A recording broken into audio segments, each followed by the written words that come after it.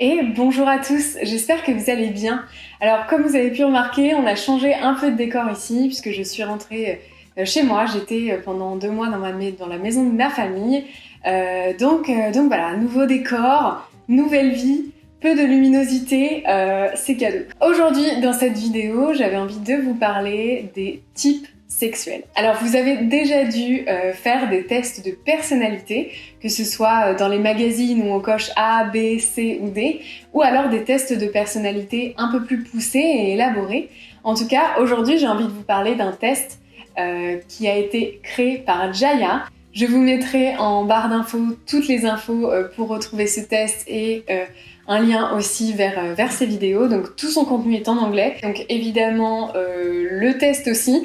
Après c'est de l'anglais qui est relativement simple et vous pouvez, si jamais vous parlez vraiment pas du tout anglais, traduire via Google notamment qui propose des traductions de sites. Donc n'hésitez pas à passer ce test même avant de regarder cette vidéo pour savoir quel type vous correspond le plus.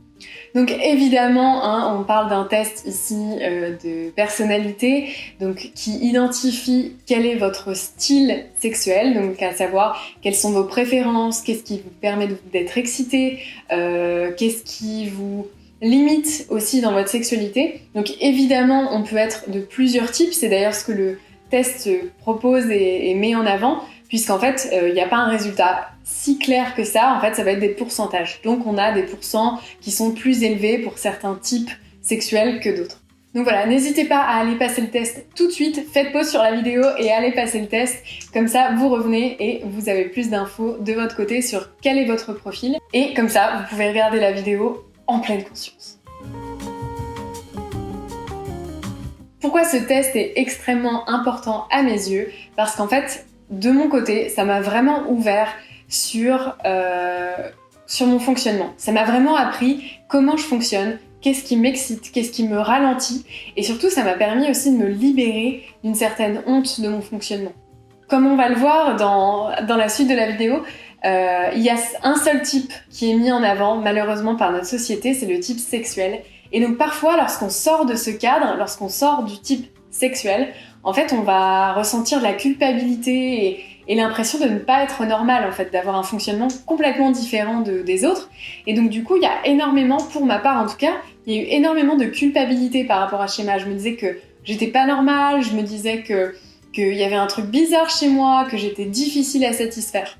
Et surtout, ce test est extrêmement important dans le cadre d'une relation de couple ou simplement une relation pour comprendre comment l'autre fonctionne. Parce que non seulement il y a notre type qui nous identifie, mais il y a aussi celui de notre partenaire. Et vos deux types peuvent être complètement différents. Donc c'est extrêmement intéressant de savoir comment fonctionne votre partenaire pour du coup pouvoir échanger sur son type, pouvoir comprendre comment l'autre fonctionne, comment vous fonctionnez, et du coup avoir une vie sexuelle beaucoup plus fluide, épanouie et vers une direction précise. Évidemment, ce test est amené à changer au fur et à mesure du temps.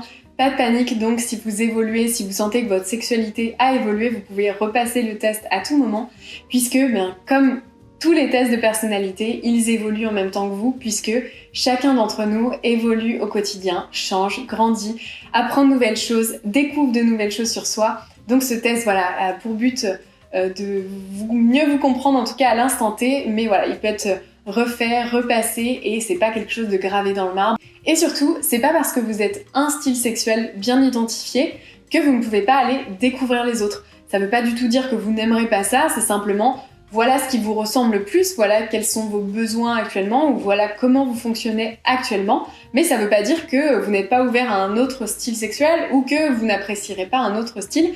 Donc surtout, n'hésitez pas à les découvrir, c'est aussi comme ça qu'on apprend à mieux se connaître. C'est en découvrant des choses, c'est en testant des choses qu'on sait ce qui nous plaît, ce qui nous plaît pas, comment on fonctionne. Donc après cette intro de 3h30 comme d'habitude, car je ne suis pas vraiment très concise, je démarre tout de suite avec le premier style sexuel. Le premier type, c'est le type sexuel.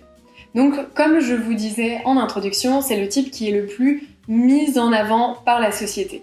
Les profils sexuels sont des personnes qui aiment énormément le sexe, pour qui la sexualité est quelque chose de très facile, très spontanée, très simple. Donc les sexuels ont une libido qui est assez importante, une libido qui est assez fluide. Souvent ils ont aussi des désirs qui sont spontanés, donc ils n'ont pas forcément besoin d'être stimulés pour avoir envie de sexe, mais ça c'est un autre sujet et je vous en ferai une autre vidéo. En tout cas, les styles sexuels, les types sexuels sont des personnes pour qui voilà, le sexe c'est vraiment quelque chose de easy peasy, vraiment très très simple. Pour les types sexuels, le sexe leur permet de se sentir en vie, de se sentir bien. C'est quelque chose qui va les nourrir au quotidien. Pour eux, c'est extrêmement important d'avoir des relations sexuelles ou de se masturber. C'est quelque chose qui les alimente, qui permet de nourrir leur excitation, qui permet de nourrir leur épanouissement dans la vie. Donc c'est vraiment quelque chose qui est fondamentalement très important. Donc les types sexuels sont des personnes qui sont excitées par l'acte sexuel en lui-même. Donc par les corps directement, par l'acte sexuel, par le fait de voir par exemple une pénétration, de voir des corps devant eux. Donc voilà, c'est des personnes qui vraiment font ça de manière très simple, à fond, qui vont souvent direct à la pénétration si c'est quelque chose qu'ils apprécient. En tout cas, c'est pas des personnes qui vont passer beaucoup de temps à aller chercher les zones érogènes par exemple, à aller chercher une sexualité sacrée ou plus consciente. C'est des personnes qui vraiment se satisfont de l'acte sexuel en lui-même et qui souvent vont aller chercher l'orgasme assez rapidement, assez simplement. C'est des personnes qui aiment le sexe sans prise de tête. Les types sexuels peuvent rencontrer certaines difficultés, comme par exemple le fait d'être beaucoup trop focus sur l'orgasme, de chercher à aller trop vite vers l'orgasme et donc de ne pas profiter de l'instant présent. Pour les profils sexuels, ça peut être très difficile lorsque quelque chose ne se passe pas comme prévu ou que quelque chose se passe mal pendant l'acte, comme par exemple le fait de ne pas avoir d'érection, ne pas mouiller, ne pas atteindre l'orgasme. Ça peut être extrêmement mal vécu par les profils sexuels qui perçoivent ça comme un échec. Les profils sexuels peuvent aussi avoir une définition assez limitée du sexe et de la sexualité en général, et de ne pas forcément vouloir étendre leur connaissance à ce sujet. Pour eux, souvent la sexualité, si on parle d'un couple hétérosexuel, c'est simplement la pénétration et ça s'arrête là et ils n'ont pas forcément envie d'en savoir plus ou d'en apprendre plus. Les types sexuels peuvent aussi se sentir drainés, déçus, tristes lorsqu'ils n'ont pas suffisamment de rapports sexuels dans la semaine par exemple ou dans le mois d'une manière générale, lorsqu'ils n'ont pas assez de rapports sexuels. Donc les profils kinky sont attirés par tout ce qui est tabou pour eux. Donc ça peut vraiment être extrêmement différent selon les personnes, selon leur vécu, selon leur expérience. Donc le kink c'est vraiment quelque chose de très personnel. Les personnes kinky peuvent être attirées par les kinks psychologiques comme les jeux de pouvoir, comme les jeux de domination, les jeux de rôle, les fantasmes, ou par des kinks basés sur les sensations corporelles, donc être attaché, être fessé, ressentir de la douleur, ressentir des choses sur sa peau. Et il y a aussi des personnes qui sont attirées par ces deux sortes de kinks, donc psychologiques et sensationnels. Le plus gros super pouvoir des personnes kinky, c'est leur créativité. Le monde du kink est extrêmement vaste et comme je le disais, c'est quelque chose de très personnel à chacun, donc c'est vraiment très vaste et c'est un monde qui est surtout organisé par la pensée, par l'imaginaire. Donc vous imaginez à quel point ça peut être vraiment vaste en termes de sexualité et de possibilités. Donc les personnes kinky peuvent avoir un très très haut niveau d'excitation, justement en jouant avec leur imagination, avec leur créativité. Les personnes kinky ont aussi la grande capacité, le grand super pouvoir d'avoir des orgasmes sur demande. Ils peuvent aussi transformer des sensations de douleur, par exemple, en quelque chose d'extrêmement plaisant. Ils peuvent aussi atteindre des niveaux de conscience très élevés que nous n'avons pas du tout l'habitude d'atteindre, justement parce que dans le kink, il y a toute cette notion de lâcher prise et de lâcher du contrôle. Évidemment, comme tout profil sexuel, les kinks peuvent aussi ressentir de la difficulté. Et la principale difficulté des personnes kink, c'est leur honte. En étant excitées par des choses tabous, les personnes kinky peuvent ressentir énormément de honte, de peur et de culpabilité à ressentir ces choses-là. Et donc ils peuvent avoir peur d'en parler à leur partenaire, ils peuvent avoir peur d'expérimenter des choses eux-mêmes, justement parce que cette culpabilité et cette honte les rongent souvent. Ensuite, le troisième profil sexuel est le profil énergétique. Pour les énergétiques, l'attente peut être parfois beaucoup plus excitante que l'acte en lui-même ou que la personne en elle-même. Des lèvres très proches qui ne se touchent jamais, des mains qui frôlent le corps sans le toucher. Ça, c'est des choses qui excitent énormément les profils énergétiques. Les énergétiques peuvent également ressentir de la difficulté. Par exemple, si un partenaire va trop vite, veut aller trop vite dans l'acte sexuel, c'est le cas notamment des profils sexuels, eh bien les personnes énergétiques peuvent se sentir frustrées ou simplement coupées de leur excitation.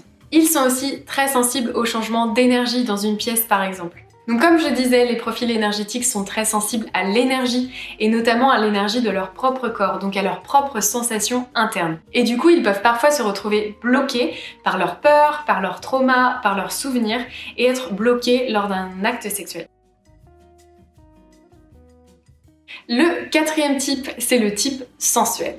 Leur principale source d'excitation, c'est leur sens. Donc ils vont être excités par tout ce qu'ils vont toucher, voir, sentir, goûter. Et ça, c'est vraiment des choses qui excitent énormément les sensuels. L'un des principaux super pouvoirs des sensuels, c'est qu'ils apportent de la magie, de la beauté à l'acte sexuel. Ils vont aimer mettre des fleurs sur le lit par exemple, des bougies, faire en sorte que la température de la pièce soit idéale pour pouvoir se déshabiller et être en dehors de la couette. Ils vont faire attention à tous les petits détails de la pièce, faire en sorte que la pièce soit accueillante, agréable, romantique, sexuelle. Ils vont faire vraiment attention à ces petits détails et ramener de la beauté et du romantisme à l'acte sexuel. Les personnes sensuelles peuvent avoir des orgasmes en dehors du lit et en dehors des actes sexuels. Ils peuvent par exemple avoir des orgasmes en mangeant quelque chose qui leur procure énormément de plaisir ou encore en touchant une matière ou en étant touchés par quelque chose de très agréable pour eux. Les personnes sensuelles ont évidemment aussi leurs difficultés et leurs points d'attention. La première, c'est que les personnes sensuelles ont des difficultés à sortir de leur tête pendant l'acte sexuel. Et la moindre chose peut leur faire perdre leur excitation. Par exemple, le fait d'imaginer de prendre trop de temps pour jouir et du coup le partenaire doit s'ennuyer et ça peut tout de suite leur faire perdre leur excitation. Et leur principal super pouvoir est aussi leur principale difficulté puisque comme ils sont sensibles à leurs cinq sens et très sensibles à leurs cinq sens, la moindre odeur désagréable peut leur faire perdre leur excitation, le moindre toucher désagréable, le moindre chose qu'ils goûtent, qu'ils trouvent désagréable peuvent leur faire perdre toute leur excitation. Et le cinquième et dernier type sexuel, c'est le shape shifter. Ou si on devrait traduire en français, on pourrait dire le changement de forme ou le caméléon. Les shape shifters sont excités par tout ce que j'ai cité plus haut. Ils ont une capacité d'excitation immense puisqu'ils sont à la fois excités par le type sexuel, par la sensualité, par le kink et par l'énergétique. Donc ils sont capables d'avoir des orgasmes extrêmement variés, extrêmement différents et extrêmement puissants lorsque leurs désirs et leurs besoins sont satisfaits. Leur principal super pouvoir, c'est qu'ils ont la capacité de s'adapter au langage sexuel de leur partenaire et de prendre du plaisir. Si leur partenaire est sexuel, ils peuvent devenir sexuels. Si leur partenaire est énergétique, ils peuvent devenir énergétiques, etc., etc. Et du coup, ça en fait des partenaires un peu idéaux. Les difficultés néanmoins qu'ils peuvent ressentir, c'est que à force de trop s'adapter aux besoins et aux désirs de leur partenaire, ils peuvent avoir tendance à oublier les leurs et ne pas satisfaire leurs propres désirs. Et donc ils peuvent avoir souvent l'impression que leurs désirs ne sont pas du tout assouvis et que la personne en face ne cherche pas à faire des efforts pour assouvir ses propres besoins. Ils ont tendance à se juger trop complexes, trop difficiles à satisfaire, tout simplement trop. Alors qu'en fait, ils ont simplement une capacité immense de plaisir, immense de sexualité et il faut simplement apprendre à les assouvir.